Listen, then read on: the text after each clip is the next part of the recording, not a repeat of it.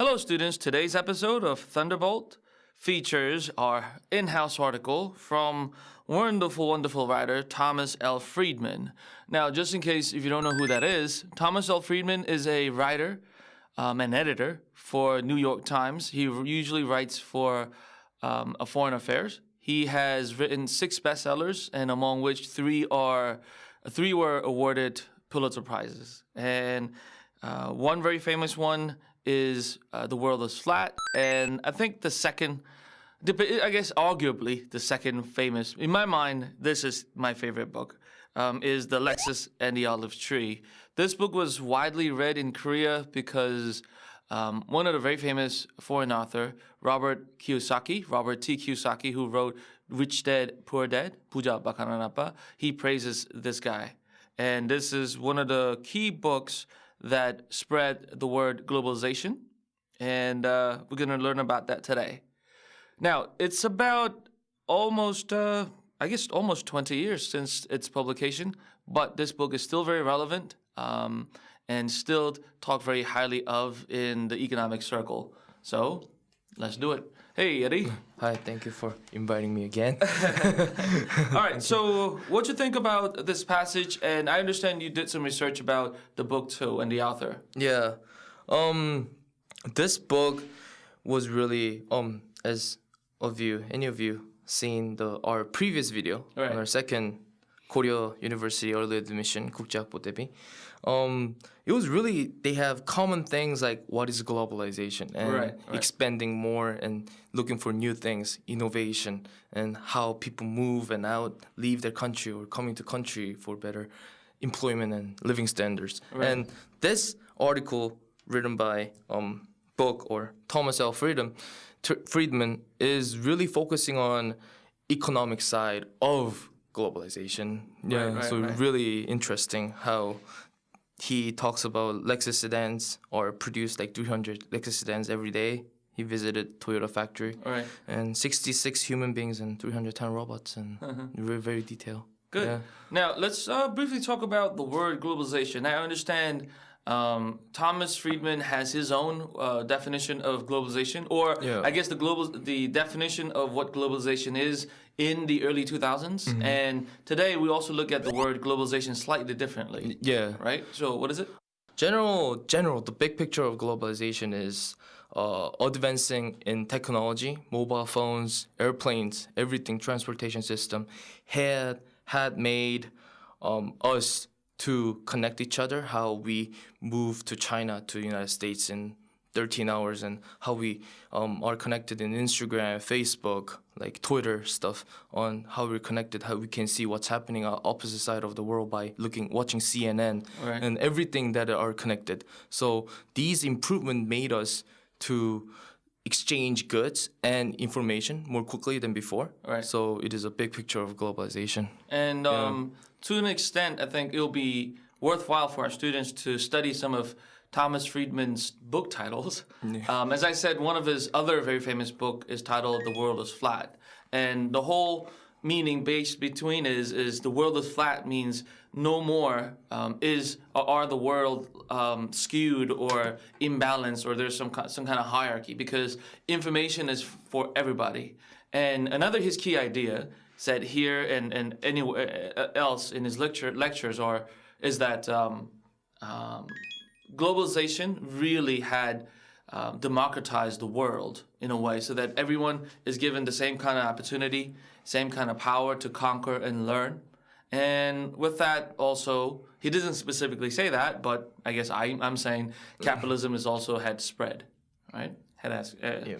Now, so before we read this, once again, the symbolism here is that Lexus stands for globalism. Yeah. Right? And newness. And again, this book was written in 1999 and became very famous in the 2000s.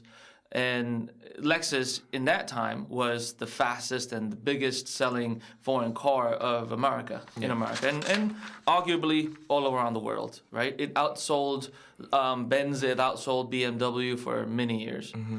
Now, an olive tree, what does olive tree stand for? Olive tree, as you know, trees have roots. Right. So it means that where we belong. So example of olive tree can be like our nationality. So Republic of Korea or United States, where you belong, where your roots are, or where your family come from. So those sort of things are symbol of olive tree. Okay. And, yeah. Your regionalism, your regional idea, your religion, your beliefs, Yeah. and so on and so forth. Okay, good.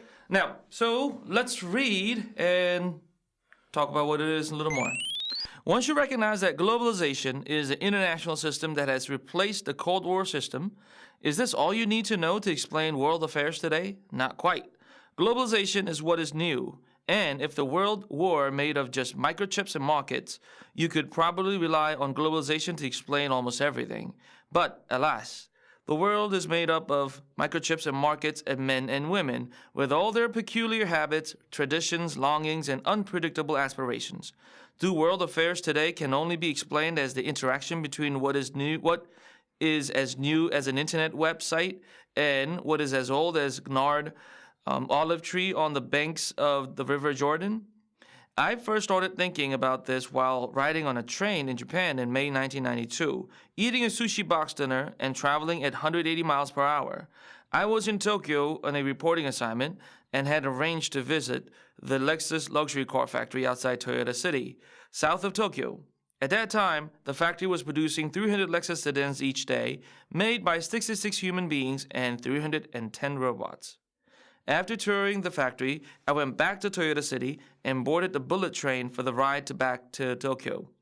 The bullet train is aptly named, for it has both the look and feel of a speeding bullet.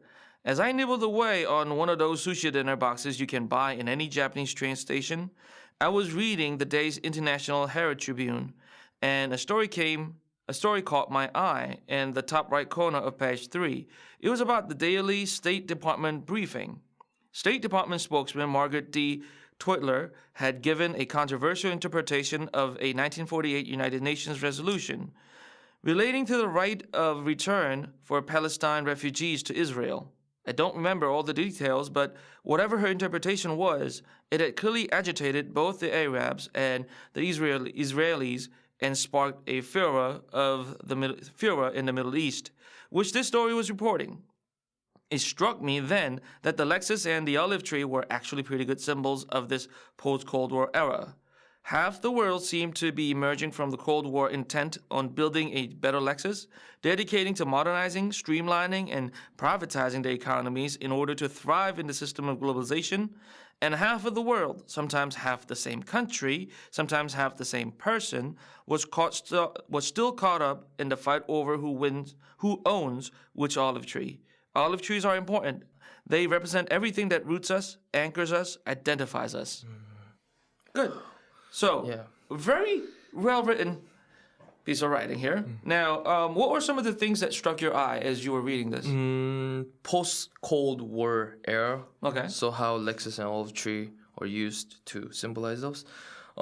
He said half the world seem emerging together, streamlining, modernizing, and privatizing All right. their economies, but other half was actually fighting which olive tree they own. It really struck eyes how globalization actually caused people to gather together, but also fight over each other for certain things. So it was really interesting. When you talk about people fighting over regional ideas or region-based thoughts, their fight over religion, and Israelis and Palestine, and how they are still doing what they did hundreds of years ago still. So the world is in a way splitting between those who wants to emerge from the collapses of the war, during the war stage. So if you look at Japan, they went from war-ridden economy to the world's second biggest, right? While countries like Palestine and Israel, they're still fighting the same war that they have had for years. Okay, now let's get to the questions, and because through it we'll be able to answer much Now, what is the naming? What is the meaning of the Lexus as symbolized by the author? We just went through. Yep. Lexus symbolizes the newness, the new globalization, and people's efforts to build. Yeah. And innovation. Innovation. Yeah. Suggest some specific examples which can be explained by the Lexus. Now, as you said, innovation, and I want to put in automation. Especially Japan's big on that, right? Yeah. And number 3, what is the meaning of the olive tree as symbolized by the author? Olive tree meaning regional ideas, once again. Yeah. Number 4, suggest some specific examples which can be explained by the olive tree. Palestinian war. People still fight over that. Yeah. All right. Number 5, explain the author's understanding on the post-Cold War era as mentioned in the given excerpt. Okay. Now, post-Cold War era, there are 2 types of people, right? People who are still fighting the war of, claiming lands and their ideas versus people who wish to grow their economy and become a world player. Yeah. Right? Number 6, what is your opinion over the author's understanding on the post-Cold War era? What is your rationale? Now, this would be a big one, and this one can be counted as an essay question. Now, if you were to handle this question, how would you do it? The Friedman actually states globalization only applies to developed countries. Right. So no wars, ready to merge together, work together. So, for example, America has technology, tools to make difference. Right. And they also improved transportation system. They also improved medical systems. Right. And all sort of improvement in technology and people's desire to move forward actually made America so great that they're standing right now. So I think globalization only can be applied or will be applied to only developed and innovative country that are willing to move forward and look for new things and make everybody happy. And Right. Yeah. That's a good answer. And for those students who had watched our earlier video where we talked about Cameroon, right? So the idea of globalization may not really be applied to countries like that, right? Because they're still developing to have the basis, right? Just to add, though, their part of globalization comes with people's responsibility and people accepting the idea that average is out. And this is one of the key concepts that Thomas Friedman still talks about in the days of now, where globalization has arrived. And it's certainly not going to be a good time, and this is one of my central points, to be average. Because in the hyper-connected world, average is officially over. Your boss today, he or she has cheaper, easier, faster access to more above-average automation, above-average software, above-average robotics, above-average cheap labor, and above-average cheap genius. Average is officially over. That old saying in Texas, if all you ever do is all you've ever done, all you ever get is all you ever got, that is NA, no longer applicable. If all you ever do is all you've ever done, all you'll ever get is not all you ever got. You will get below average and much faster. And he says what globalization provides is if you're an average, you're done. If you look at prosperous countries, developed countries, we have machines that are serving people. I mean, no longer do people actually go to markets anymore. I mean, we do for small things, but anything that costs a lot of money or anything that takes effort to get, we order online, right? Yeah. We don't want to be lugging those big water bottles to the car and do all that. We just want to go to the store and get it, or we just order online and then have it delivered to our house, right?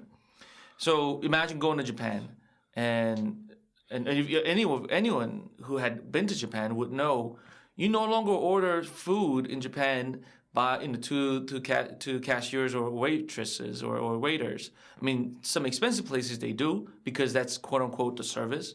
But if you go to one of the ordinary ramen places, you order to a machine. You go to a vending machine and you order it.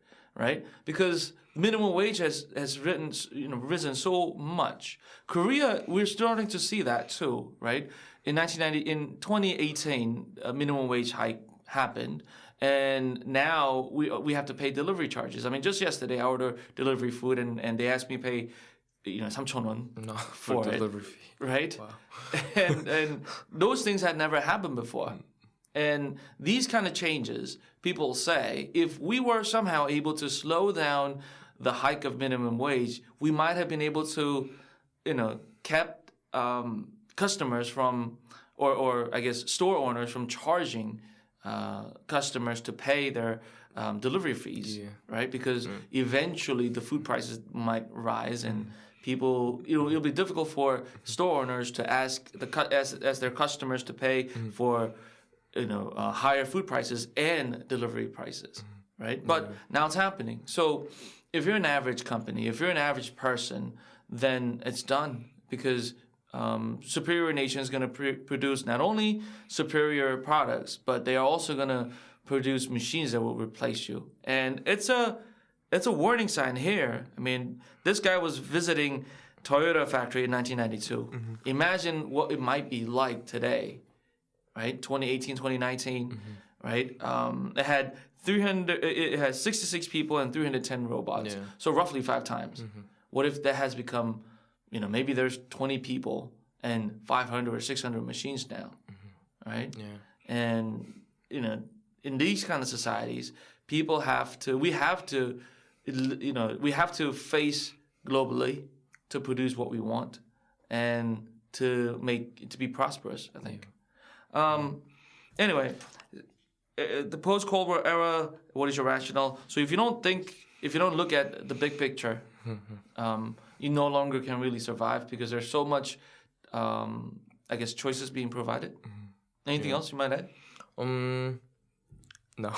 Okay, good.